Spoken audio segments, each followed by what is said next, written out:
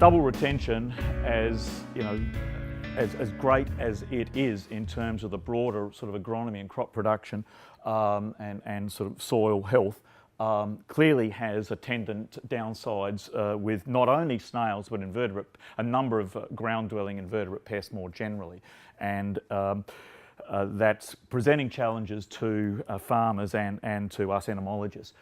Snails in particular, because I guess the chemical tools that we have with a lot of the invertebrates, with the insects, are not as well performing when it comes to molluscicides and snail management.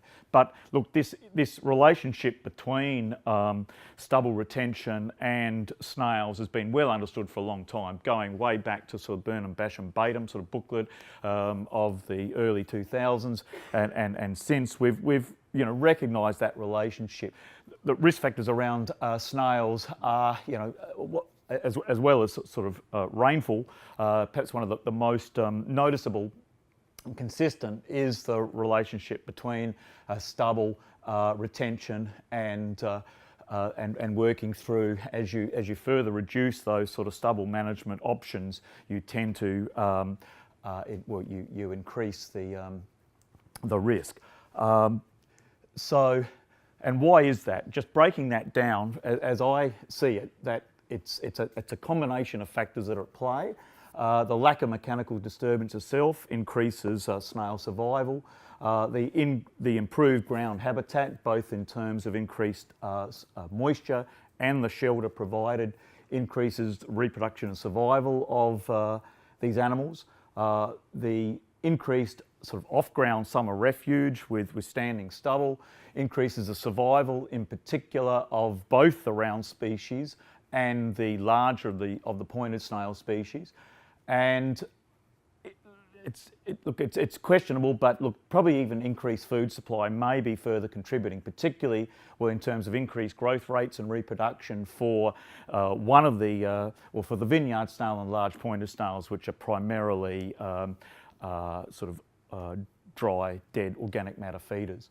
And I think importantly as well, trash sort of retention on the ground reduces the chance of bait encounter, and it's challenging to get snails to encounter baits. There's no attraction with our snail baits. It's just a chance. It's just a matter of chance as to whether or not an individual snail encounters a bait.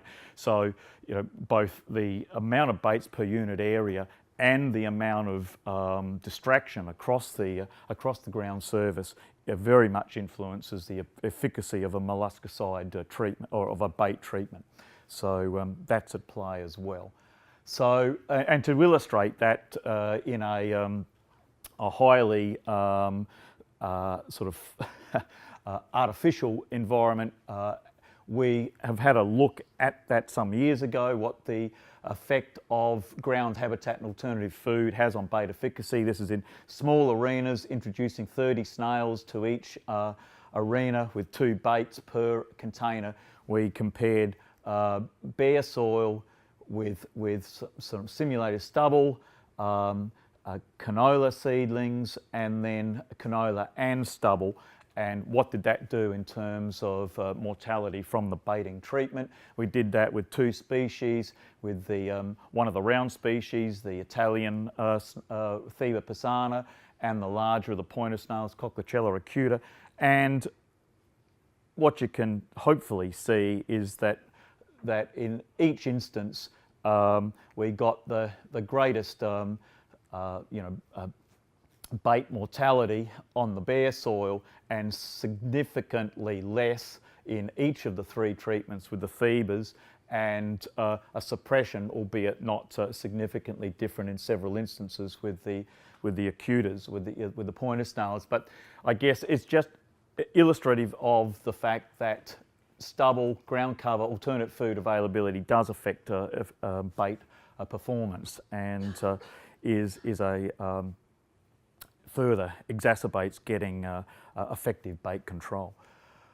So we don't have a lot of data in this space. There was Blake and Michael Nash in early 2016, in collaboration with the LEADA group here, conducted a once-off field experiment in which they attempted to tease some of these effects apart.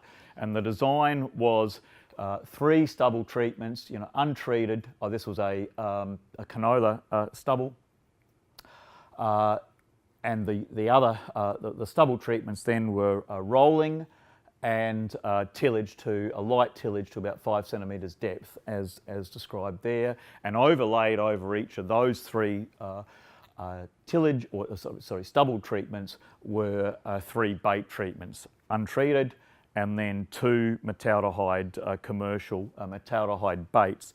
Now, I think it was Michael's decision to go relatively light with the bait dosage, and as you can see there, I've done a rough calculation as to what those 5 kilos and 8 kilos of those 2 products amounts to, and it's only around 20 sort of baits per square metre, which is considerable underdosing. As an absolute minimum, we now suggest you need at 30 baits per square metre, and increasingly our thinking is that as unpalatable as it may be in some instances cost-wise, probably 50 to 60 baits per square metre is the sweeter spot than 30 alone. So that's important to recognise when you see the results we got here, which I'll just try to work through. So here I've broken the results up into, we've got the 3 bait treatments, and in each case the rolled, the tilled and the untreated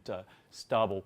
And what we got out of that was, well, what I'm calling cultural controls, the tillage and the rolling, they did have statistically significant effects. In this particular instance, there was no significant difference between the rolling and the tilling alone themselves, but compared with the null treatment, there was a significant reduction in snail densities. The bait treatments overall had no significant effect, reflecting what I think is simply the fact that it was a bit underdosed. When you sort of factor what I've just said about minimum of 30 and ideally more towards your 50 to 60, quite a few of the commercial, particularly the older brand-based metaldehyde baits are registered at rates that are not effective, and I really think it's a matter of GRDC and industry at large, the chemical manufacturers, etc., taking this issue up with the APVMA to perhaps to readdress to get some label changes, and hope that is possible, because that's, I think, what we need to be starting to get in the ballpark of getting anything approaching effective snail control. There is an indication that cultural control may improve bait efficacy, and that's one of the things that we don't have good data. We need to be doing more work in that space. Okay, so what do we recommend presently?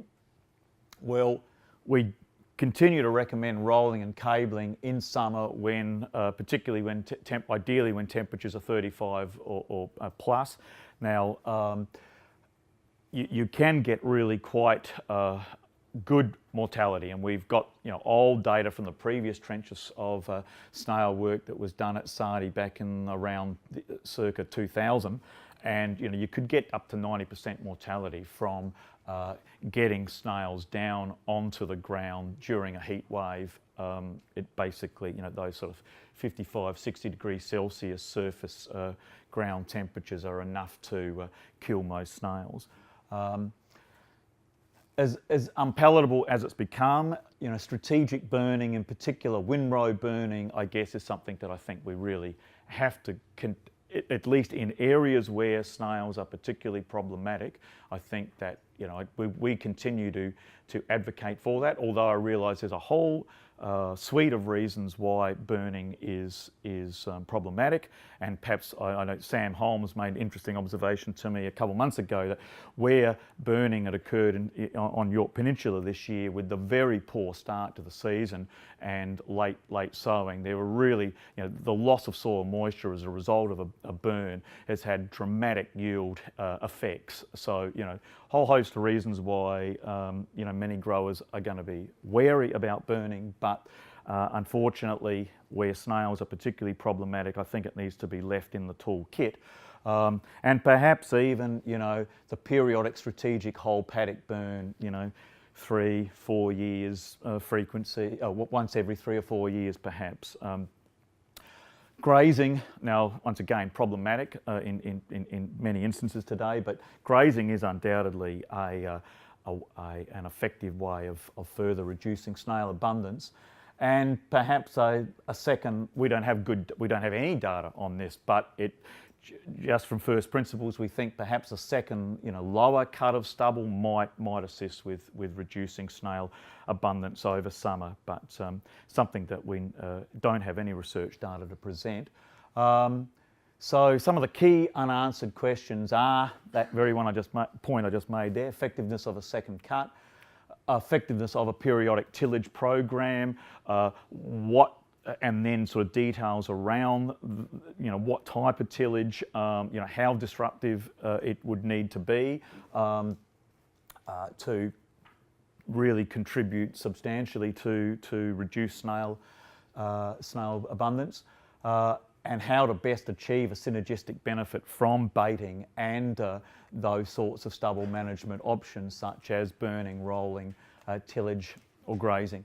And then I guess just something a little bit left field, I'll just put into the mix, is our increasing pesticide program that we're undoubtedly using in grain production in Australia today, is that disrupting the, we know that it disrupts predators, beneficial, what we normally think of as beneficial insects as entomologists, those organisms that are killing directly the pests. But what about the effect that these pesticides are having on detriphores and recyclers, such grass-feeding termites, ants, etc.? And hence, could that be reducing the rate of stubble breakdown? Now, an ex-CSIRO entomologist researcher, Theo Evans, now at UWA, published in Nature Communications in 2011 a really interesting little piece of work where he looked at the effect of a single application of bifenthrin and chlorpyrifos, this is in northern wheat belt of WA, and took out deliberately designed to take out ant and termite activity in these large plots, and then did some very detailed work looking at yield effects, sort of weeds, I forget what the weed seeds are in there, but certainly water infiltration, etc., and quantified all of that and showed these profound effects just from a single application of those two pesticides, effectively taking out grass-feeding termites, ants, reducing, they are helping with their underground tunnelling activity with both nutrient recycling and water infiltration through the soil profile, with attendant benefits in terms of crop yield. And it just raises the question, he didn't quantify that, but you're taking out those sorts of communities, and you're likely to be reducing, I suspect, your rate of incorporation of stubble. It's something we haven't perhaps given any great thought to.